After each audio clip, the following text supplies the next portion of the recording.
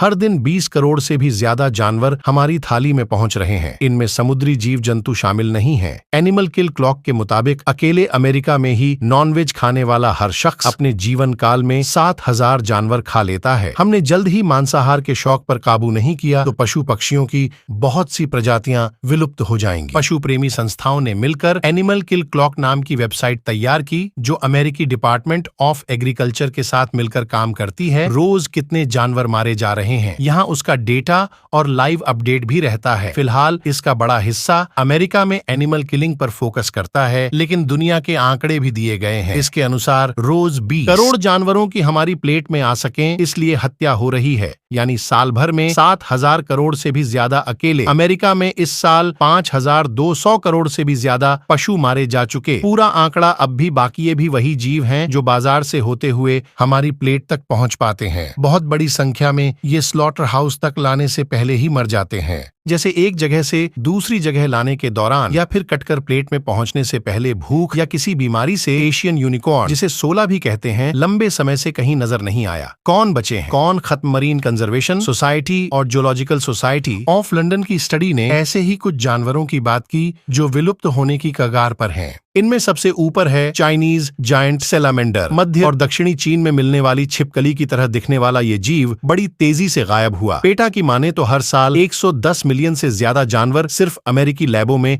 मार दिए जाते हैं। कुछ पर दवाओं की जांच होती है, कुछ पर कॉस्मेटिक्स की, कुछ जहरीली गैसें सुंघाई जाती हैं, तो ज्यादातर को लोहे के पिंजरों में ऐसे रखा जाता है कि वे हिलडुल भी न सकें। सर्जरी के बाद 20% मामलों में ही उन्हें दर्द की दवा मिलती है। ब्रेन चिप को लेकर चर्चा में आई एलन मस्क की कंपनी न्यूरालिंक अब गंभीर आरोपों के घेरे में है। कंपनी के लोगों ने ही कहा कि मस्क के दबाव के कारण एनिमल टेस्टिंग की गति बढ़ानी पड़ी, जिसके कारण बहुत से जानवर मारे गए और अब भी उन पर हिंसा हो रही है। अब United states department of agriculture ने इस पर जांच बैठा दी है। इस बीच ये सवाल उठ रहा है कि ह्यूमन ट्रायल में तो लोगों की परमिशन भी ली जाती है और कई मानक भी तय होते हैं, लेकिन एनिमल टेस्टिंग के समय पशु पक्षियों को कैसे चुना जाता है? क्या बच्चे, बूढ़े या बीमार जानवरों को राहत मिलती है या वे भी ट्रायल में फंस जाते हैं? और सबसे जरूरी बात, क्या एनिमल टेस्टिंग का कोई ऑप्शन खोजा जा रहा है? किन जानवरों पर हो रहा प्रयोग आमतौर पर ह्यूमन ट्रायल से पहले हर प्रोडक्ट को पशु पक्षियों पर टेस्ट किया जाता है। इनमें बंदर, खरगोश, चूहे, मेंढक, मछली, सुअर, घोड़े, भेड़, मछलियां और कई तरह के पक्षी शामिल हैं। पहले चिंपांजियों पर भी कई तरह की जांच होती थी, लेकिन अब ज्यादातर देशों में इस पर बैन लग चुका। ये अलग बात है कि इसके बाद भी बहुत से लैब चोरी छिपे टेस्ट करते हैं। ऐसे ही इम्पोर्टेंट खबर देखने के लिए चैनल को सब्सक्राइब करें।